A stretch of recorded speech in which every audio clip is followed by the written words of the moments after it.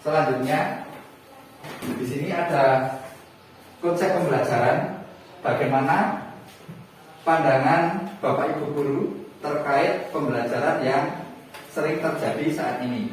Jadi menurut Bapak Ibu guru itu pembelajaran saat ini itu apakah murid sebagai subjek atau sebagai objek? Jadi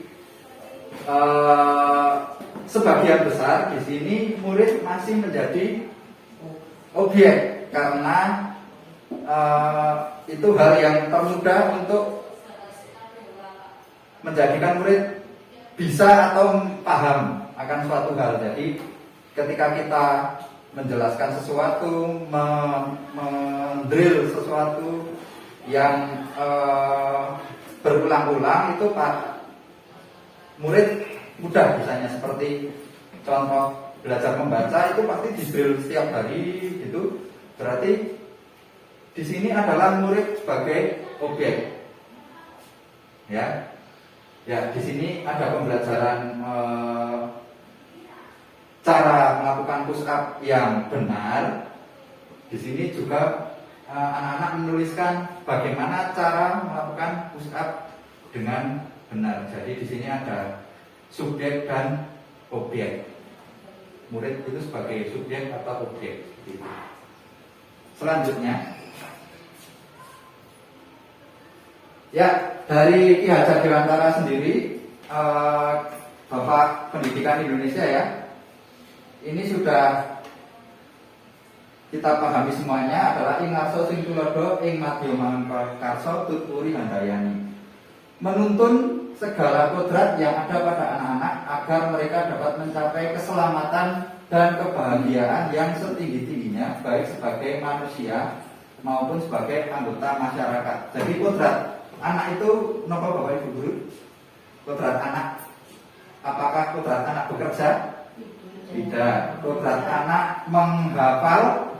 Tidak. Kodrat anak itu yang utama adalah bermain. Jadi kodrat jangan sampai kita ketika mengajar itu menyalahi kodrat anak itu sendiri, yaitu bermain. Jadi contoh, saya sebagai guru olahraga atau guru PJOK, kodrat anaknya bermain, suka bermain. Jadi ketika saya mengajar, ya dari bermain itu sendiri kita masukkan materi pembelajaran. Itu sangat mudah karena PJOK.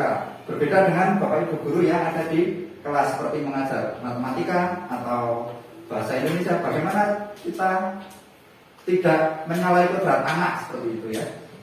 Jadi contoh saja, misal matematika, ketika 4 tambah 2 sama dengan 6, anak diberi pertanyaan 4 tambah 2 sama dengan titik-titik, dengan menggunakan anak suruh menggambar mobil dulu dan sepeda, dihitung rodanya berapa. Jadi memang butuh waktu yang lebih panjang karena anak sebagai subjek bukan sebagai objek. Seperti itu. Ya, di sini ada perubahan paradigma guru. Murid didik bukanlah lembaran yang kosong. Murid bukan objek tetapi subjek pendidikan. Memahami setiap karakter siswa, ilmu yang diaplikatif dalam kehidupan nyata, dan memerdekakan anak dalam belajar. Ketika anak tidak suka dalam pembelajaran PJOK, jadi saya sebagai guru sebelum mengikuti guru penggerak ini, saya masih memaksakan anak. Jadi ayo harus ikut. Kalau nggak ikut nanti nilainya kosong atau nanti tak adukan kepada guru kelas. Jadi ini pemikiran saya yang salah ketika saya sudah mengikuti guru penggerak ini. Ketika anak tidak mau melakukan kegiatan PJOK, jadi saya memberikan pertanyaan kepada anak.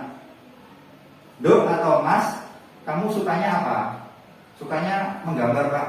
Oh, sakniki pelajaran nih sepak bola.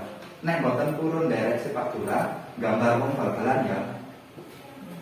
Gambar lapangan nih ya. Ya seperti itu. Jadi anak tahu ini jumlah pemain sepak bola berapa, anak kan gambar 9 Pak, ngasih bener pinten. Nah, jadi anak juga paham tentang materi tersebut, akan tetapi memerdekakan anak dalam pembelajaran.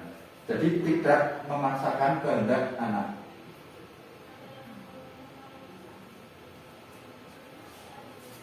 Yang selanjutnya, ya di sini guru penggerak adalah pemimpin pembelajaran yang mendorong tumbuh kembang murid secara holistik, aktif dan proaktif dalam mengembangkan pendidik lainnya untuk mengimplementasikan pembelajaran yang berpusat pada murid serta menjadi teladan dan agen transformasi ekosistem pendidikan untuk mewujudkan profil pelajar Pancasila. Gitu. Jadi tujuan dari Pak Nadiem melakukan program guru penggerak ini adalah saya beserta teman-teman guru penggerak itu mengembangkan atau berkolaborasi dengan teman-teman yang lain agar kita menjadi satu visi dan misi dalam mendidik anak. Ya, jadi kita menyamakan persepsi sehingga nanti ketika ada kurikulum baru yang relevan dengan pendidikan guru penggerak ini, Bapak Ibu guru sudah melakukan hal tersebut. Ya, jadi di sini ada nilai dan peran. Nilainya mandiri, reflektif, kolaboratif, inovatif, serta berpihak kepada murid. Jadi berpihak kepada murid itu yang paling utama, ya. Jadi mulai hari ini, mulai setelah saya mengikuti guru penggerak, karena saya berpihak kepada murid, jadi saya sampai hari ini belum pernah menghukum murid, karena saya berpihak kepada murid seperti itu. Sehingga menjadi pemimpin pembelajaran, menggerakkan komunitas praktisi, mendorong kolaborasi antar guru, menjadi coach bagi guru lain dan mewujudkan kepemimpinan murid. Jadi di sini kita sebagai guru penggerak adalah yang harapannya adalah memimpin pembelajaran, menggerakkan komunitas praktisi, mendorong kolaborasi antar guru. Jadi saya harap setelah saya memaparkan tentang materi ini, Bapak Ibu guru bisa berkolaborasi dengan saya dan Bapak Kepala untuk menjadi mandiri, reflektif, kolaboratif, inovatif, serta berpihak kepada murid seperti itu. Di sini ada strategi perubahan, yaitu yang pertama menentukan visi. Kita tentunya sudah punya visi di sekolah. Yang kedua adalah menemukan kekuatan positif. Menemukan kekuatan positif itu yang ada di SD kita itu apa? Kekuatan positif. Guru termasuk kekuatan yang positif. Setelah itu siswa adalah kekuatan yang positif. Sarana dan prasarana adalah kekuatan yang positif. Selanjutnya kekuatan positif yang lain daripada yang lain di SD kita yang tidak dimiliki oleh SD lain apa? Contoh karawitan. Nah, karawitan itu adalah kekuatan positif. Setelah itu ada inquiry apresiatif. Jadi memaksimalkan kekuatan positif agar menjadi sekolah yang kita mimpikan. Jadi ketika ada sekolah kita mempunyai karawitan, kita maksimalkan agar anak-anak yang pertama mempunyai tim karawitan, yang kedua semua anak bisa bermain karawitan. Mungkin mimpinya seperti itu. Jadi ini adalah bagja maksimalkan kekuatan sekolah agar kita agar menjadi sekolah yang kita impikan. Yang kita impikan itu dari impian dari guru maupun impian dari siswa. Jadi contoh di sekolah-sekolah yang pernah saya temui, ada sekolah yang anak-anaknya itu mempunyai kekuatan positif, uang sakunya banyak, kekuatan positifnya seperti itu, sehingga penjual yang ada di depan itu banyak juga. Sehingga bagaimana kita menjadikan sekolah menjadi sekolah impian? Jadi sekolah impiannya adalah setiap hari Senin, Selasa, Rabu itu kelas rendah berjualan jajan.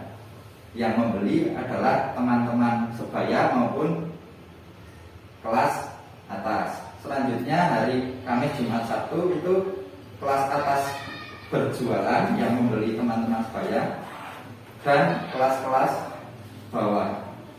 Sehingga anak-anak sudah terdidik untuk melakukan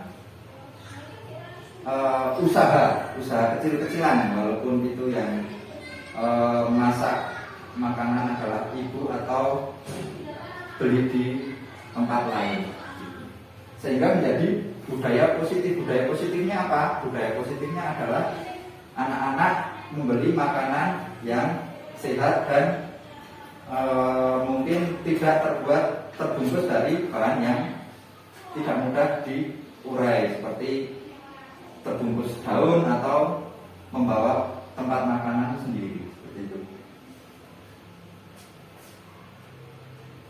Ya, di sini setelah saya mengikuti program guru penggerak, jadi sekolah diibaratkan sebagai tanah tempat bercocok tanam, sehingga guru harus mengusahakan sekolah menjadi lingkungan yang menyenangkan, menjaga dan melindungi murid dari hal-hal yang tidak baik. Murid harus merubah karakter menjadi lebih baik, dan tugas guru harus menyediakan lingkungan yang aman dan nyaman. Melalui budaya positif yang dilakukan, maka diharapkan murid akan memiliki karakter yang lebih baik. Jadi budaya positif itu digerakkan oleh Bapak Ibu guru itu sendiri. Jadi anak-anak disuruh cuci tangan sebelum masuk kelas, tapi Bapak Ibu gurunya tidak mencuci tangan sebelum masuk kelas. Jadi budaya positif yang dilakukan guru itu bertentangan dengan apa yang diinstruksikan kepada anak-anak, seperti itu. Budaya positif mencuci tangan atau budaya positif masuk kelas tepat waktu, seperti itu. Ketika anak-anak masuk kelas tepat waktu, guru-gurunya tidak masuk kelas tepat waktu, jadi ini sangat bertentangan. Jadi kita harus sama-sama menularkan anak. Jadi anak melihat Bapak Ibu gurunya itu sebagai sosok yang ingin ditiru, seperti itu, sehingga murid dapat merubah karakter yang lebih baik. Strateginya adalah disiplin positif, motivasi dari internal, dari dalam diri. Jadi disiplin positif, motivasi dari dalam diri, ini yang paling susah. Saya mau berangkat pagi, tapi mulai minggu depan. Jadi contoh-contoh motivasi seperti ini, ketika sudah minggu depan, saya mau berangkat pagi minggu depan lagi. Jadi harus, ini yang paling susah, menanamkan dalam diri sendiri.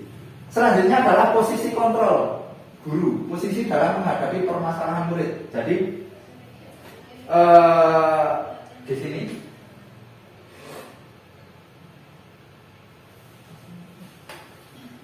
sini posisi guru ada 4. Yang pertama, yang kasta yang paling rendah adalah penghukum. Guru itu sebagai penghukum. Anak-anak tidak mengerjakan pen, hukum. Tidak mengerjakan PR, hukum, hari. Ini adalah mohon maaf ya, derajat terendah dari guru sebagai penghukum. Anak-anak mungkin melakukan kesalahan yang lain, jewer atau denda, ya itu adalah penghukum. Itu adalah derajat yang paling rendah. Jadi mohon untuk dihindari, Bapak Ibu guru. Selanjutnya adalah pembuat orang merasa bersalah. Itu adalah tingkatan yang lebih tinggi daripada penghukum. Pembuat rasa bersalah, contoh seperti ini. Misal anak tidak melakukan apa yang kita inginkan, anak itu dibuat merasa bersalah kepada kita. Jadi Pak guru ki wis kesel-kesel mangkat rene mulang. Kamu kok malah seperti ini, kok malah rame. Pak guru ki wis sudah menyiapkan materi ulangan, tapi kok kamu nggak bisa mengerjakan, apa sing bodoh ki Pak guru apa kowe. Nah, seperti itu. Jadi ini adalah membuat murid merasa bersalah. Ya, aku bersalah. Ya seperti itu. Jadi anak menjadi takut, sebagai penghukum anak menjadi takut, pembuat rasa bersalah juga anak juga akan menjadi takut. Ya, yang lebih tinggi adalah teman. Sebagai teman, guru sebagai teman. Di sini guru sebagai teman itu jadi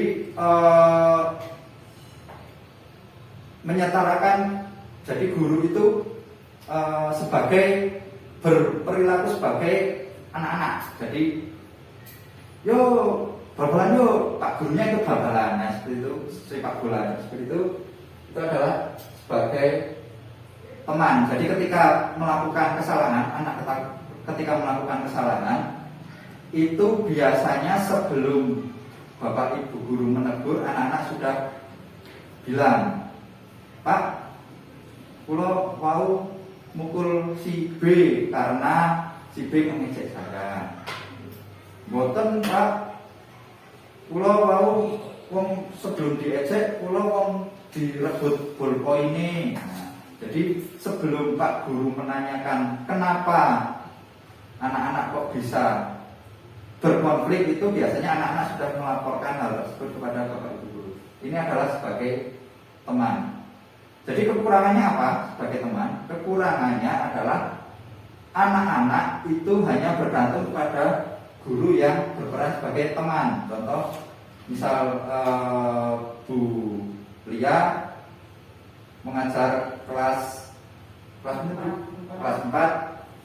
anak-anaknya manut-manut sama Bu Lia, tapi ketika saya yang mengajar, anak-anaknya tidak manut karena menganggap saya itu orang lain. Jadi bukan teman. Yang teman adalah Bu Lia. Jadi kekurangannya adalah itu. Selanjutnya adalah pemantau dan manajer. Pemantau dan manajer. Pemantau dan manajer itu adalah kasta yang paling tinggi. Jadi di sini kita memanajer kelas. Ketika anak membuat kesalahan, kita melakukan hal yang dilakukan oleh seorang pemimpin. Jadi menengahi, mencari permasalahannya, dan mencari jalan keluarnya. Sehingga anak-anak juga ikut merasa, oh ini Bapak Ibu guru ini sebagai pemimpin saya, seperti itu. Selanjutnya adalah kebutuhan dasar manusianya. Di sini anak-anak ketika melakukan kesalahan itu biasanya ada 4 juga. Dia menginginkan bertahan hidup. Yang kedua, dia menginginkan cinta dan kasih sayang. Yang ketiga adalah menginginkan kebebasan. Yang keempat, menginginkan kesenangan dan kekuasaan. Jadi ketika anak-anak memukul orang lain atau memukul temannya, itu pasti ada sebabnya, yaitu di dalam sini. Bertahan hidup, memukul karena bolpennya direbut. Nah itu bertahan, dia mempertahankan hidupnya. Ini bolpen kuat, mau rebut, saya pukul, itu mempertahankan hidup. Cinta dan kasih sayang, biasanya memukul, mereka menginginkan cinta dan kasih sayang, caper sama teman-teman yang lain, dan juga Bapak sama dengan Bapak Ibu guru, capernya seperti itu. Selanjutnya kebebasan dan kebebasan. Jadi ketika anak melakukan, ketika memukul, sebabnya apa? Karena sering diejek, dia merasa bertahan hidup dan pengen bebas dari ejekan teman-temannya. Jadi aku sudah lelah diejek, jadi dia ingin bebas seperti itu. Selanjutnya kesenangan dan kekuasaan. Jadi kowe iki wis cilik saka aku tak pukul. dia merasa badannya lebih tinggi. Jadi dia mempunyai kekuasaan dan kesenangan akan hal tersebut. Selanjutnya adalah keyakinan kelas. Keyakinan kelas yaitu bersama-sama kita membuat keyakinan kelas yang bersifat motivasi internal yang mengacu kepada peraturan sekolah. Selanjutnya restitusi, memperbaiki kesalahan murid sehingga mereka bisa kembali pada kelompoknya dengan karakter yang lebih kuat.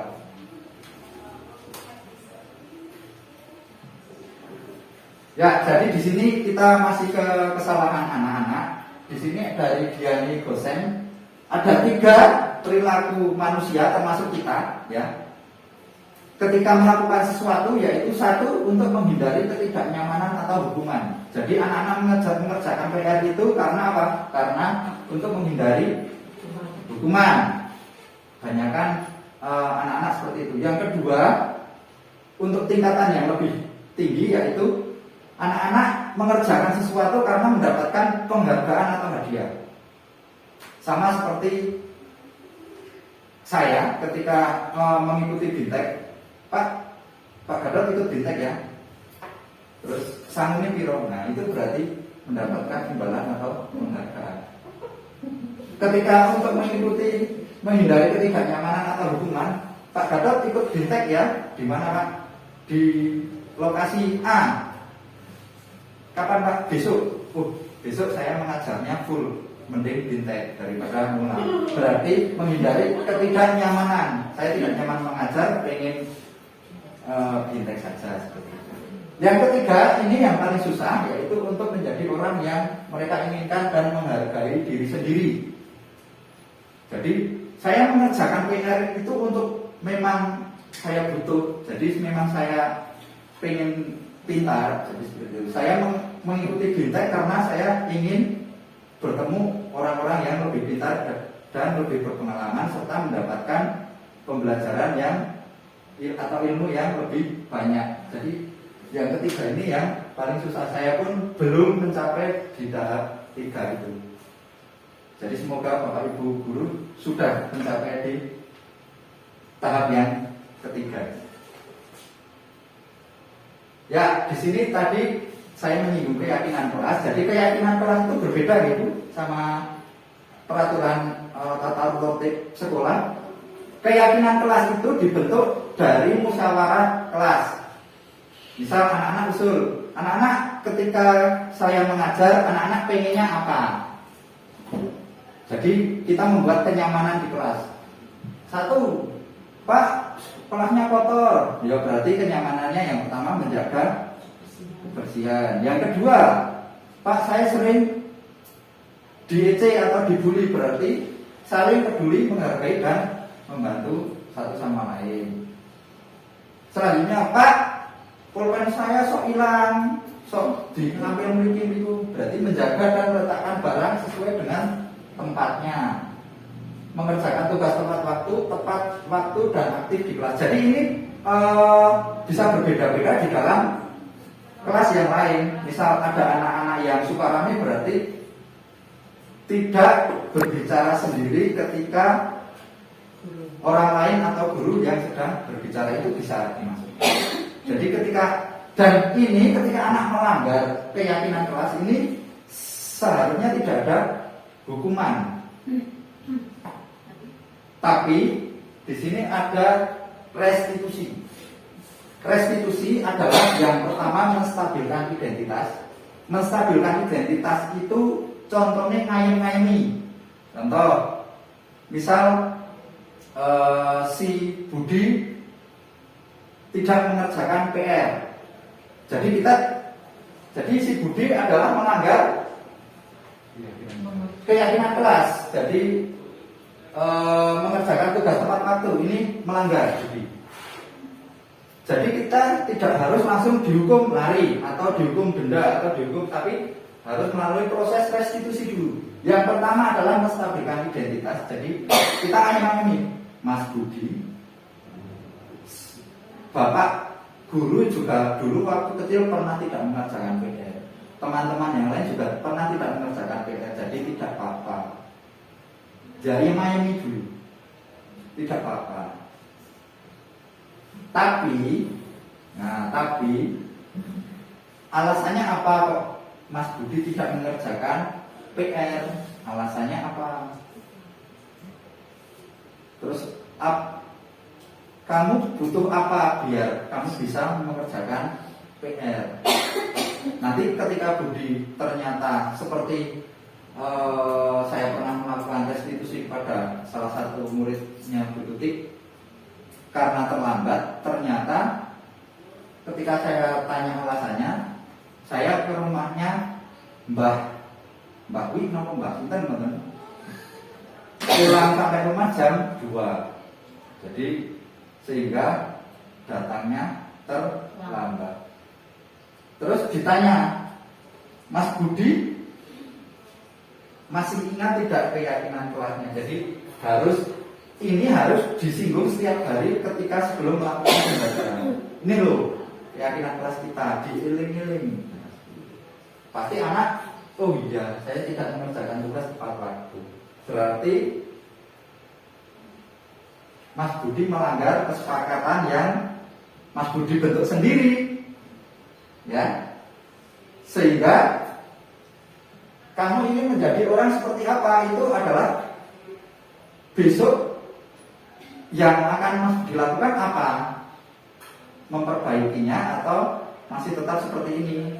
Kalau masih tetap seperti ini, yang Mas Budi butuhkan itu apa? Agar mengerjakan tugas tepat waktu. Jadi itu adalah proses restitusi. Memang membutuhkan waktu yang panjang dan tidak dilakukan di depan teman-teman yang lain.